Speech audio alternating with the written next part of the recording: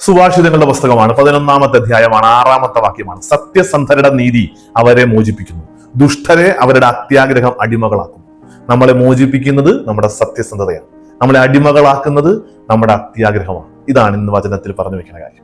നമ്മളെ സ്വാതന്ത്ര്യത്തോടെ ജീവിക്കുവാൻ ഏറ്റവും കൂടുതൽ സഹായിക്കുന്നത് സത്യസന്ധതയോടുകൂടി നമ്മുടെ ജീവിതമാണ്.